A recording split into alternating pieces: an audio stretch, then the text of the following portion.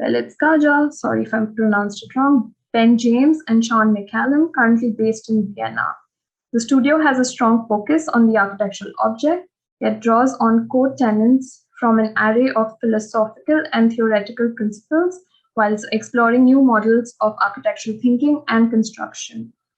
The work is meant to both enhance and reflect on the crisis of thought which runs through architecture today by investigating new and established ideas as though they were materials, engaging seriously with hard-hitting agendas whilst remaining at a distance from full immersion. Hi, Shaun. Welcome to Cyberia Virtual, and on behalf of Tifa Working Studios, so great to have you here. Hi, how are you doing? Can you guys hear me all right?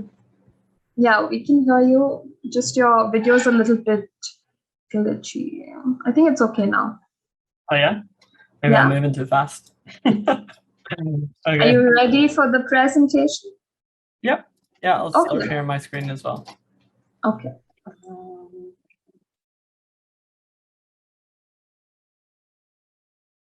So can you see my screen now?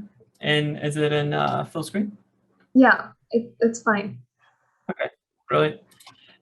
So today I'm mostly going to give you a bit of an introduction into our studio, the work that we've been doing, and a little bit of an introduction into the kind of crossover of physical and digital realities that we work within, from exhibitions, non-fungible tokens, to virtual spaces, and kind of everything in between that we've been working on over the last 4 or 5 years.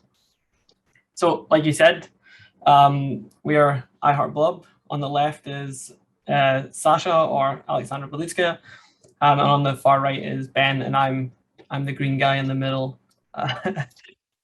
So we started this studio because we're completely fascinated by this intersection of architecture and technology. It was something that we felt wasn't being thoroughly investigated when we started the studio. But now there's kind of a lot more interesting work coming out of the scene.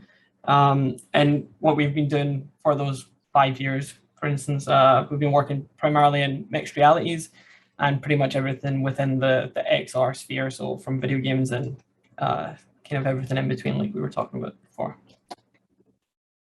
So the way we started the studio, this kind of touches on to the question you asked just at the end of Space Popular's presentation. We started on social media essentially, and we started by doing individual daily pieces of work. So every day we designed, rendered, and posted one architectural object to social media. At the beginning it was Instagram, now we're spread across multiple different platforms, but the idea was kind of a little bit stolen from the graphic design industry and from people like Beeple.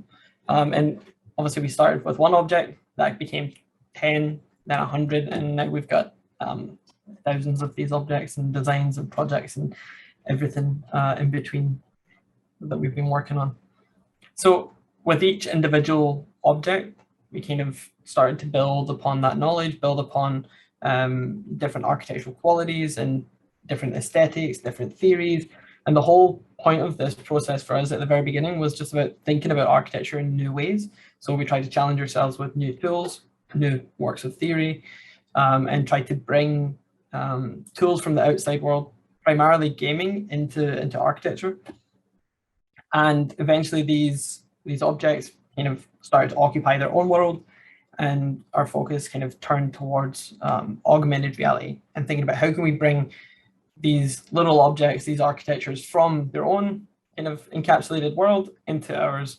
So now we've kind of been able to scatter these objects across the world in augmented reality, some in Los Angeles, London, Glasgow, Hong Kong, Iceland, where else? Estonia, Vienna, of course, and Toronto. So there's a lot of different places and a lot of different pieces of work kind of scattered across the world. Please. Yeah, so for us, obviously, we'd been designing so many of these pieces of work that we kind of realized quite quickly that we had actually generated ourselves a machine learning data set. So like any good architect would, we decided to kind of challenge the machine to make some more architectural objects for us and see the potential outcomes. And you can see it's on the right-hand side is the actual output of the machine, its generation, but it's quite pixelated, it's a little bit rough, but you can start to see some indication of reflection, some definition of the foreground and background, and obviously it starts to generate this formal qualities within the center, even though rough, but starting to come together. But then we realized that we could start to add more and more complexity to each project on a quicker kind of daily production. And we basically started designing entire worlds. From each day, we designed architectures, their biomes, their surroundings, the types of the landscapes that they interact with, the way they touch the ground, the kind of cities that they might inhabit, and wrote new architectural theories. The whole idea here was to try and kind of further this complexity and richness in every single object, every single project that we were working on. And then, so it plays, yeah. So then again, like I said, we worked on these architectural objects and they began to kind of stretch into their own worlds and then came back into ours. So this is quite early on with AR. You're talking 2016, maybe early 2017, where it was a lot more accessible at the time than it is, or a lot more accessible now, sorry, than it is, or than it was back then. So we started to place these things all over the place with some technical limitations at times. But here's a couple of the examples that currently live in LA, Istanbul, and the Wien Mitte in Vienna. What's this one going to play? Come on. Apologies here.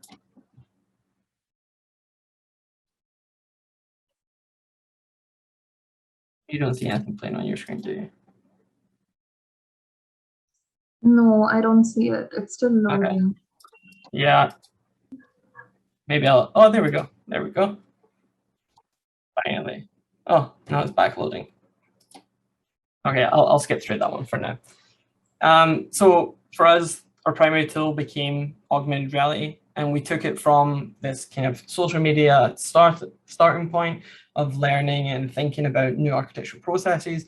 And then we began to start applying augmented reality directly towards the architecture that we were trying to build, and through the exhibitions and publications. And for us, the focus became, okay, we want to create physical objects. We want to create physical things within the world, whether it's the size of a teacup or the size of a amazing pavilion or a skyscraper. But attached to them, we understood and believed quite thoroughly that there should be a digital connection or a digital extension to these worlds within the physical realm that we can kind of tap into, add additional pieces of information, add new aesthetic compositions, think of ways that we can display information for specific people. Maybe there's groups of people that we can display information for, and starting to think beyond the static notion of physical architecture. So this is one of our most recent projects. We kind of start to explore this within this digital Baroque pavilion in New York there, but I mean Vancouver. Okay. Looping them. So within this project, the idea was to try and push the boundaries of what people understood as architecture. So it's going to the public. It needs to be quite simple and interactive, but also we wanted to change the notion of what architecture is and trying to kind of remove itself from this idea of being something quite static or concrete. So I'm quite determined to change this perception of architecture as being something static and concrete. Instead, we are thinking about it as something quite dynamic. It's changing, it's updating, and perhaps architecture can be more closely aligned with software. So you can see here that the work essentially starts to grow. It expands from 2 dimensions to 3 dimensions, it shifts scales. There's portals that start to enable different perceptions of the space. and it allows visitors to engage with it in quite a different manner than they would just walking past or just staring at it for 10 to 30 seconds and then moving on.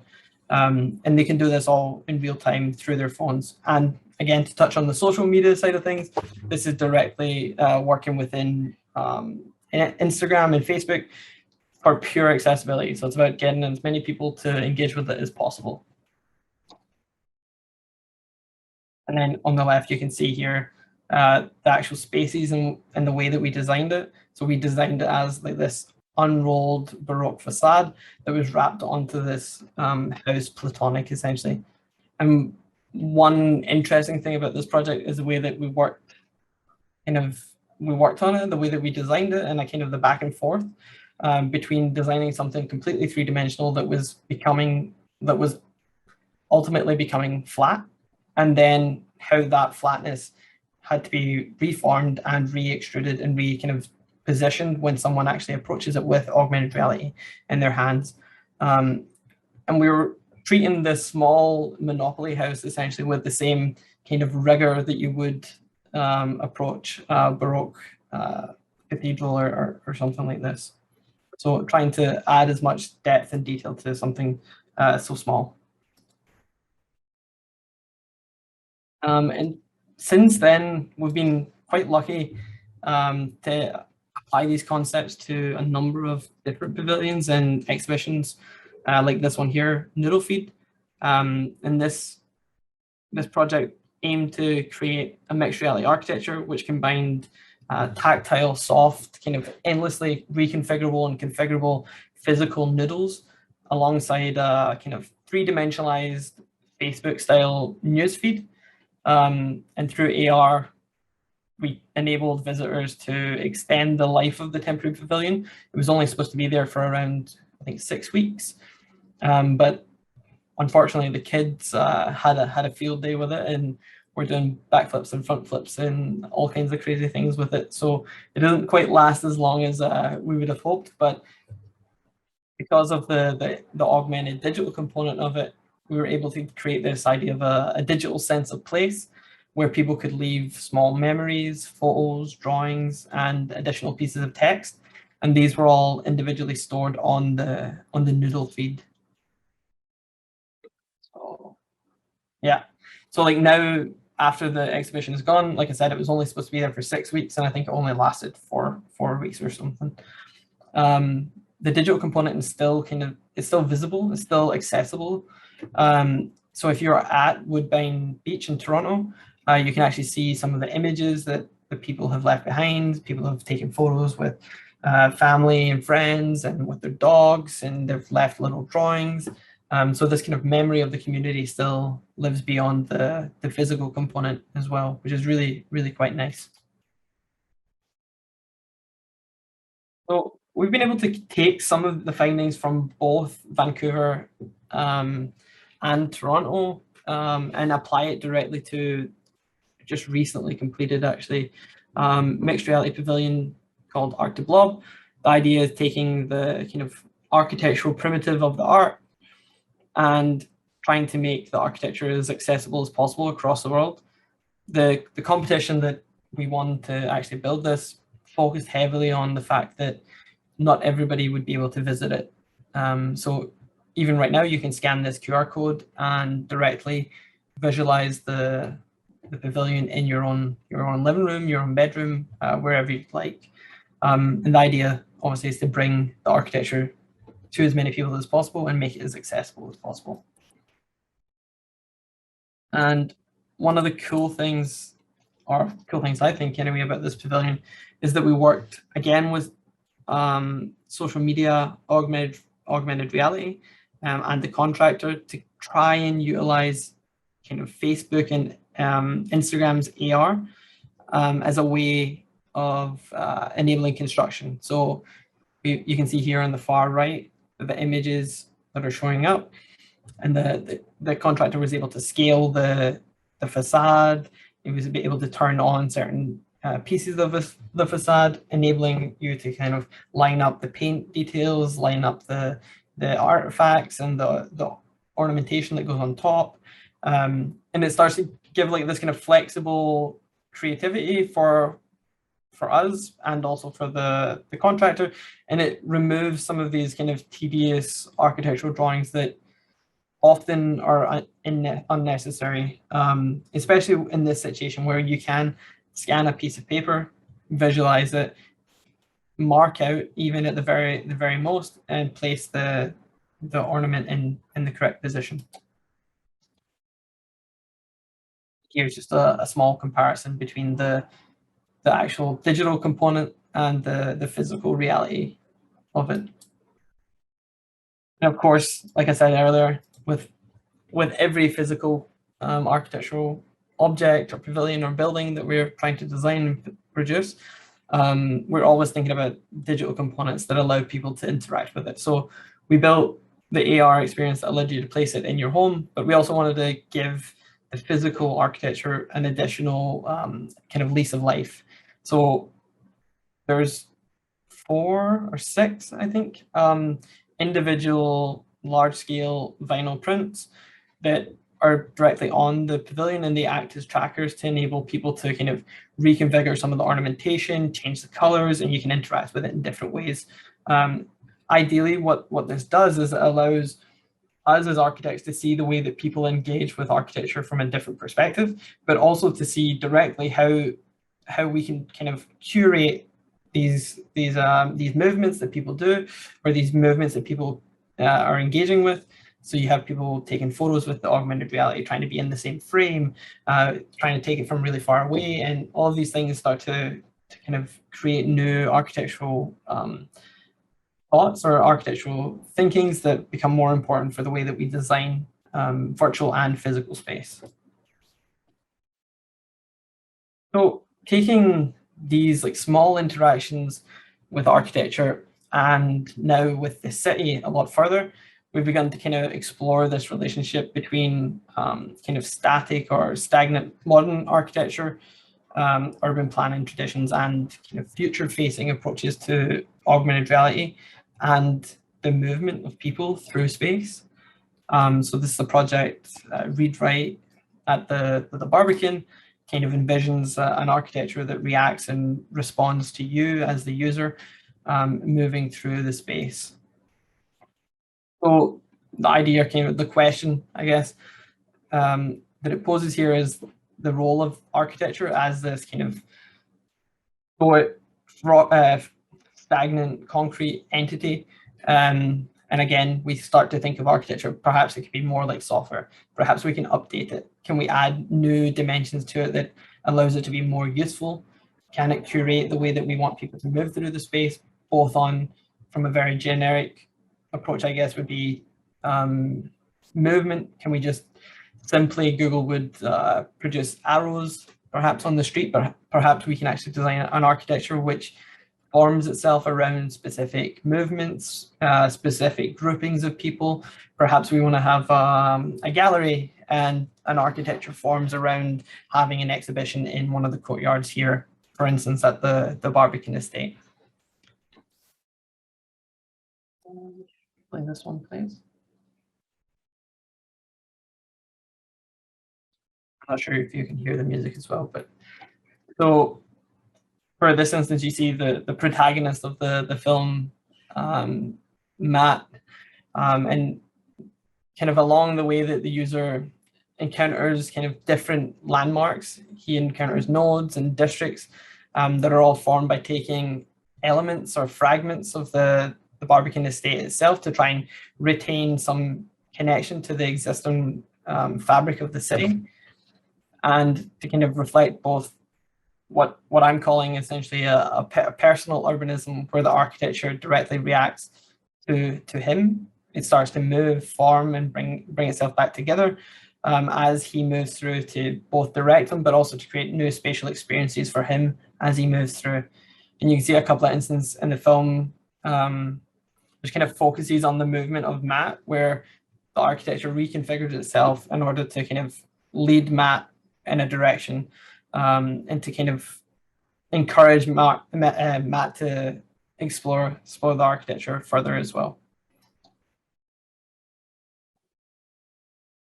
So pretty much all of this research has culminated in the release of our first book, which paired 300 of these architectural theories and architectural texts alongside 300 images. And we had some really nice short form contributions from ourselves and some other long ones from really nice contributors as well, like Lara and Frederick from Space Popular, who have already presented.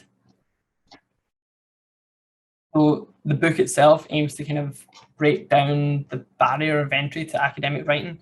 I think for a lot of architectural students and even architects, it's often a daunting task to think about architectural philosophies or theories because of the way that they're proposed to us and the way that we kind of need to understand a multitude of theory or writing prior to reading something that's new to understand the whole kind of contextual notion with it. But for us, the idea was to kind of produce these short bite-sized pieces of text that aim to provoke conversation. The idea isn't to have a complete holistic view of architectural theory or architectural discussions or philosophies, but rather to kind of provoke these conversations and maybe some disagreements. And for us, it was incredibly interesting for us to write because it took us around 3 years to write them to begin with. And then we revisited all of the texts. And then as you revisit some of the texts that were written directly with an image or a piece of thought at a specific time, then there's like a lot of necessary time that needs to be taken to actually rethink some of the concepts or the theories to position it in a world that is now more fitting only 3 to 4 or 5 years since their initial conception. And of course, like I've been kind of harping on a little bit about today, the idea of making a book seemed ridiculous because of how slow and stagnant the process actually is. It takes a lot of time to get a graphic designer, to get an editor, to get everybody that needs to be involved, similar to the way that a building does. There's lots of stakeholders and lots of people involved. And of course, once it's printed, it is stagnant. It doesn't change. But for us, it was really important to produce an augmented reality application that gives us the flexibility to kind of update the software, update the app, change the way that it can be interacted with, and try to make the book essentially quite gamified in some ways. So within the app, you can scan, I think, a number of 31 different objects, and it's more of a kind of treasure hunt to find these architectural objects that are visible to the augmented reality application. And that's one way for us to expand that static book. So, okay, I've got a few more slides that speak more predominantly on the purely virtual that we've been working on. Because up to this point, we've spoke heavily on this combination of physical work and its relationship to digital augmented components. But in the last half, or it's not actually a half, but the last few slides, I'm going to try and focus more on kind of post-pandemic or during the pandemic designs that they've worked on that primarily brought, like Lara and Frederick were saying, people into virtual space to have more spatial interactions and more spatial commissions as well for most architects to kind of challenge what virtual space might be. So this commission here, these are 3 artifacts from a virtual space that was commissioned by the Vienna Design Week, and the idea was to design a theatre for the virtual. And for us, we wanted to think about Palladio's Teatro Olimpico and trying to develop it as something purely virtual. And if you're familiar with the project by Palladio and Scamozzi, then you would quite quickly understand the role of perspective and the role in which architecture kind of aims to reveal itself to the viewer, and in some cases hide or conceal the views or the specificity of the architecture to the viewer. And of course, working purely digital for us, there's no gravity, no material constraints, but we have a lot of really nice, flexible options within virtual space to utilize flat materials that give us the illusion, essentially, of two-dimensionality and the ability to kind of seamlessly project digital or highly complex artifacts to geometries that are quite simple in their form. So you can start to see that some of these fully three-dimensional objects that were I've shown you in the last slide were actually projected from specific angles that then they start to align as you kind of walk through and experience these individual gateways. So yeah, like I said, the project itself, well, it's okay music, but I can't pause it. So apologies if the music is far too loud. But the project is essentially a winding ramp of architecture, which kind of aims to choreograph itself as the visitor moves through the space, where from quite specific points of view, the architecture or these gateways are directly aligned, but also quite disassociated and separated, where there is a three-dimensionality to it, but from specific moments you can start to see a flattening of the two-dimension of the three dimensions. And it kind of some small moments, portions of these like highly complex artifacts or objects that we've designed are flattened completely to the sense that they are just two-dimensional stickers essentially that are projected onto the architecture. And part of the goal or part of the game is to visit and explore and try to piece these components together as you're moving through. So it's kind of like an added addition to the virtual space as well.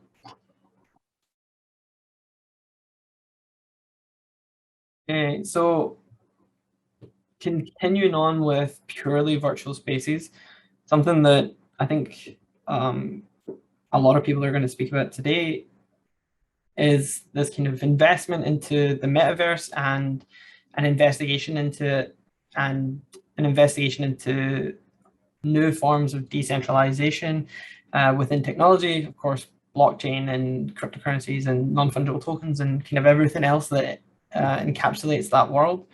And this idea, how it can benefit and produce the potentiality of an immersive internet, where there's new forms of digital property, new forms of currency, and completely new forms of collective ownership that directly have physical ramifications, but also virtual and social ramifications as well. So with that, we were able to design, thankfully we were invited to design virtual spaces by A+D. It's a museum in Los Angeles. And the idea was to speculate on the future of space. And for us, we started by thinking about kind of three-dimensionalizing the home screen of your phone and starting to think of like, how can we interact with these things that are usually two dimensions? They're reflected upon the way that we scroll. There's different kind of reactions, but we think these things are completely spatial and they can be completely spatial. And we've started to see a trend, obviously, within non-fungible tokens and kind of the Ethereum blockchain and so on, is an important way for digital artists to kind of bring their art to life, but also to kind of provide validity to kind of virtual spaces in general, because quite simply, you're able to purchase it. And by being able to purchase something, it kind of assigns a specific value system to virtual objects, virtual spaces, images, and so on. And for us, we are quite curious and excited about this potential for architects where we can actually design spaces that maybe don't need clients. Maybe what we need is communities to kind of band together, and we can actually orchestrate ownership of virtual spaces in completely new ways, and maybe those can directly relate to physical space as well.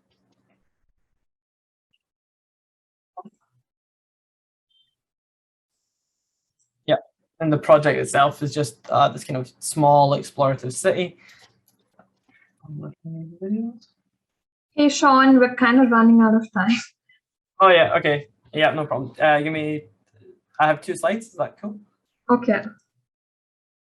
Yeah, and I'm just kind of ending on some of the more hyper visualizations of these kind of glimpses into the city. There's potential as we develop, obviously, technology further, we move away from flattened 2-dimensional imagery to more spatial encapsulating experiences.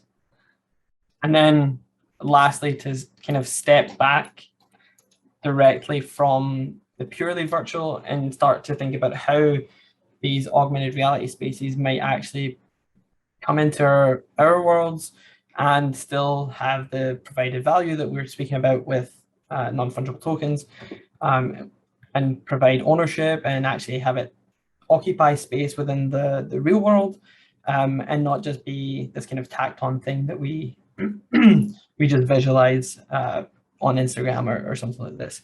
So we've been working directly with a different series of blockchains to enable us to bring some of these architectural objects that are purely virtual into the physical space through augmented reality, of course, and actually, again, provide the opportunity for people to own these artifacts within specific locations and so on, which is becoming increasingly exciting because air rights within cities are not really quite defined, but we can kind of certainly envision the ownership of virtual architecture within cities in the very, very near future. And that's me. That was great. Thank you, Sean. I've actually got a copy of the book, and it's really fun to play with. Oh yeah. Yeah, I actually take it for a lot of dinner parties because it's a great way to show people some cool technology.